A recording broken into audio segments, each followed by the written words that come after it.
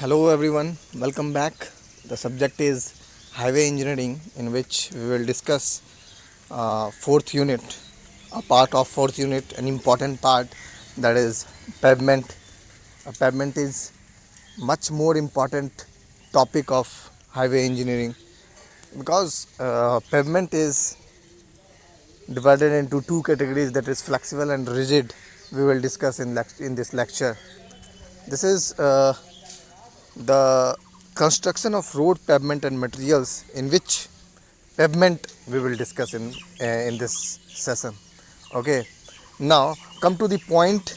What is pavement, how it benefit for us, what are the layers of pavement, what are the different types of pavement, we will discuss now. Okay, बात ये है कि ये हमारा highway engineering का subject हम लोग discuss कर रहे हैं, जिसमें फोर्थ यूनिट पे हम लोग माइंड सेटअप किए हैं। फोर्थ यूनिट को लेके, जिसका नाम है construction of road pavement and materials, जिसमें हम लोग एक बहुत ही इम्पॉर्टेंट और एग्ज़ाम पॉइंट ऑफ व्यू से भी ज़्यादा इम्पॉर्टेंट है, और नॉलेज पॉइंट ऑफ व्यू से क्या टॉपिक है हमारा, पेवमेंट। पेवमेंट के डिज़ाइन कितने टाइप के होते हैं, पेवमेंट क्यों हम पेवमेंट पे इतना जोर दे रहे हैं, क्या क्या लेयर्स होते हैं पेवमेंट में, फिर हमारा पेवमेंट बन रहा होता है, ऑब्जेक्टिव्स ऑफ पेवमेंट, ये सारी चीज़ें हम लोग डिस्कस कर रहे होंगे, राइट। तो हम लोग डायरेक्ट टॉपिक पे आते हैं। तो ये रहा आपके डैशबोर्ड पे टॉपिक पेवमेंट। क्या लिखा हुआ है पेवमेंट के बारे में?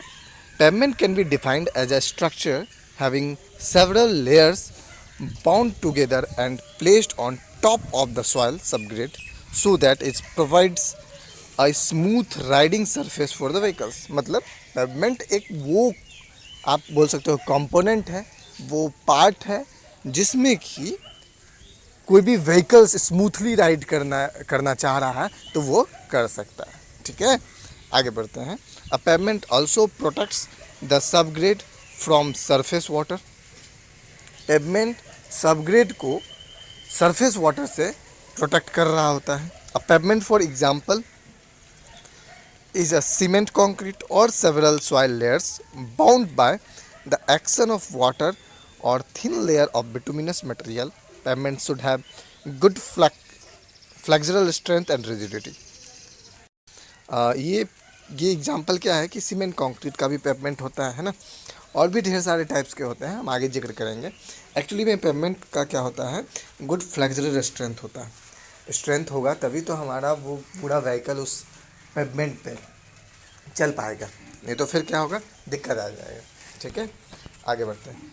Main objectives of pavement. A road pavement is a structure consisting of one or more layers of materials which may be in the natural form or it may be processed। मतलब क्या हो गया कि ऐसा नहीं है कि पेवमेंट में एक ही लेयर होता है, कई लेयरों से बनकर हमारा पूरा पेवमेंट, फुल्ली पेवमेंट तैयार हो रहा होता है। या तो वो नेचुरली होगा, या तो फिर हम कहीं और से लाके डाल रहे होंगे।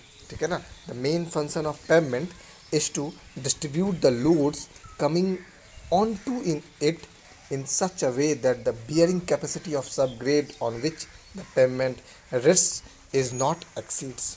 पेवमेंट को बनाने का मेन मुद्दा या मेन कारण हमारा क्या होता है कि जो भी व्हीकल्स वगैरह चलेंगे उसके ऊपर, तो उसका लोड जो आएगा, उस लोड को सह के जो नीचे वाले सबग्रेड वगैरह पे है, तो धीरे धीरे ट्रांसफ़र करके नीचे कर दे। क्यों?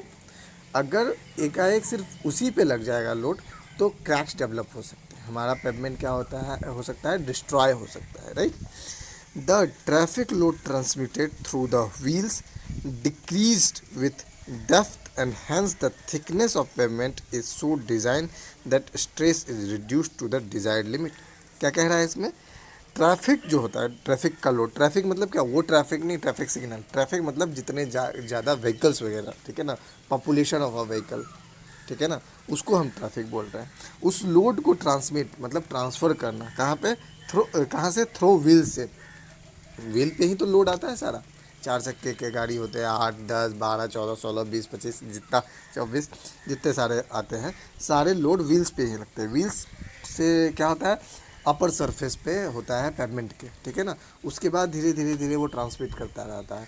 तो ये धीरे धीरे जो ट्रांसमिट करने का क्या होता है, उससे फ़ायदा क्या होता है, व्हील्स डिक्रीज विद डेप्थ, जैसे जैसे गहराई तक जाता रहता है तो क्या होता है, डिक्रीज होने लग जाता है। क्या चीज़ डिक्रीज होने लग जाता है, हमारा लोड, ठीक है। Structure of pavement, road pavement is generally designed to have more than one layer, with each layer made up of suitable material. Each layer is properly treated, compacted and placed one above the other. शूज़ मतलब 4.12 में अभी हम लोग देखेंगे shows layers which are generally provided to form a road pavement. जो अभी हम लोग ये इसकी बात कर रहे हैं 4.12 की, इस तरह करके हमारा लेयर होता है किसका, पेवमेंट का।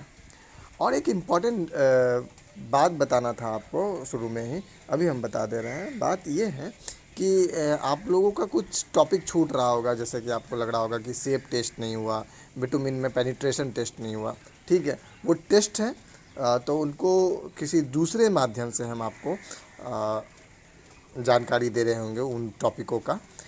जितने सारे टॉपिक छूट गए हैं, 2-4 छूट गए हैं, सिर्फ टॉपिक छूटे हैं, ठीक है ना, मेन टॉपिक नहीं, सब टॉपिक। जैसे विटामिन टेस्ट के पेनिट्रेशन टेस्ट, डक्टिलिटी वाला और सेप टेस्ट, इम्पैक्ट टेस्ट हो चुका है, एब्रेशन लॉस एब्रेशन टेस्ट हो चुका है, ठीक है ना। 2-3 टेस्ट हो चुका है और 2-3 टेस्ट जो बचा हुआ है तो उनको दूसरे माध्यम से हम आपको समझाने की कोशिश करेंगे। आप बेफिक्र रहिए, ठीक है ना। अभी हम इस वाले सेशन में पेवमेंट के थोड़े से इंट्रोडक्शन पार्ट को हम लोग कंप्लीट करेंगे, फिर नेक्स्ट सेशन में हम पूरा पेवमेंट के फंक्शंस वगैरह को जान रहे हैं, right. Come to the topic structure of pavement. Road pavement is generally design to have more than one layer with each layer made of suitable material. सही बात, एक लेयर से नहीं बनता पेवमेंट, ढेर सारे लेयर से बन रहा होता है पेवमेंट, ठीक है ना। और each layer is properly treated, compacted and placed one above the other. एक दूसरे के ऊपर एक लेयर दूसरे, एक लेयर पर पहला लेयर डाले, फिर उसके बाद दूसरा लेयर डाले, फिर तीसरा लेयर डाले, फिर चौथा लेयर डाले, तब जाके हम इस तरह चौथा पांचवा लेयर के बाद हम लोग पेवमेंट को तैयार कर रहे होते हैं, right. Each layer is properly treated, compacted and placed one above. हम क्या बोले अभी कि कॉम्पैक्शन बहुत ज़रूरी होता है किसी भी चीज़। जितनी ज़्यादा कॉम्पैक्सिटी रहेगी उतना स्ट्रेंथ आपका बढ़ जाएगा पेवमेंट का। सिर्फ और सिर्फ पेवमेंट का भी नहीं, किसी भी स्ट्रक्चर का। एक एग्जांपल दे रहे हैं डेली लाइफ से, जो आप लोग अमूमन देखते होंगे कि जब आपके आस पड़ोस या आपका बिल्डिंग के छत की ढलाई हो रही होती है, तो क्या होता है, वाइब्रेटर का यूज करते हैं, ठीक है ना, फॉर कॉम्पैक्सिटी, ठीक है ना। वाइब्रेटर का क्यों यूज करते हैं, कॉम्पैक्शन के लिए, ठीक है ना। क्यों कॉम्पैक्शन क्यों कर रहे होते हैं, क्योंकि हम बिल्कुल नहीं चाहते हैं कि हमारा छत, हमारा जो फ्लोर है वो कमज़ोर किसी भी कीमत पे हो, ठीक है ना। तो उस चक्कर में हम क्या करते हैं, कॉम्पैक्सिटी को बरकरार रखने के लिए वाइब्रेटर्स का यूज करते हैं, ठीक है ना, ठीक है। तो ये एक एग्जांपल है कि किसी भी चीज़ को, अगर किसी भी चीज़ मतलब किसी भी मटेरियल को, ठीक है ना, अगर हमें स्ट्रेंथ देना है तो उसको कॉम्पैक्ट कराना पड़ेगा, ठीक है ना। जितनी ज़्यादा कॉम्पैक्सिटी, आप एक छोटा सा एग्जांपल ले लो, और कि एक आप आयरन का एक पार्ट है, ठीक है ना, एक टुकड़ा है, और किसी दूसरे चीज़ का टुकड़ा है, तो कौन ज़्यादा मजबूत होगा, आयरन। अगर मान लो अगर वुड से कंपेयर करें तो क्यों, वुड का जो कॉम्पैक्सिटी है, पार्टिकल्स का डेंसिटी जो है, घनत्व जो है, और हमारा आयरन का जो है वो आयरन का ज़्यादा होता है। तो इस चक्कर में क्या हो जाता है, ये ज़्यादा कॉम्पैक्ट हो जाता है और ये ज़्यादा स्ट्रेंथ प्रोवाइड कर रहा होता है, राइट। आगे देखते हैं पेवमेंट कंपोनेंट, ठीक है ना। क्या क्या होता है, following are the various components of pavement. क्या क्या हो रहा है देखते हैं। Seal coat, wearing course, base course, sub base course और सब ग्रेड। देखें सील कोट किसे बोलते हैं पता है, अगर हम लोग अमूमन अपने आमतौर के रोज़ाना वाले भाषा में अगर बोले, डेली लाइफ वाले भाषा में बोले, तो क्या होता है, अलकतरा का एक देखना एक लेयर चढ़ा रहा होता है। फ्लेक्सिबल पेमेंट के बारे में बात कर रहे हैं, और टाइप्स ऑफ पेमेंट हम जानेंगे। अगर आप देखे होगे, अगर रिजिड पेमेंट में तो घोला वगैरह मार रहा होता है, तो उसको क्या बोलते हैं, सील कोट, ठीक है ना। उस पेवमेंट को क्या बोलते हैं, सील कोट, ठीक है। किसको, अलकतरा का एक लेयर दे रहा होता है, ठीक है ना। वियरिंग कोर्स, उसके नीचे छोटे छोटे कंकड़ वाले मतलब बिटुमिन के सहारे दे रहा होता है, दैट इज़ वियरिंग कोर्स। फिर बेस कोर्स छोटे छोटे कंकड़, सब बेस कोर्स थोड़े बड़े कंकड़। सब ग्रेड तो आप जानते ही हो, मिट्टी को ही अब बना दिया जाता है मतलब कॉम्पैक्ट करके, ठीक है ना। सब ग्रेड को कॉम्पैक्ट करके मिट्टी को ही बना दिया जाता है, ठीक है। आगे बढ़ते हैं, इस फिगर को ध्यान से देख लीजिए एक बार कि क्या कह रहा है ये फिगर एक्चुअली में, है ना।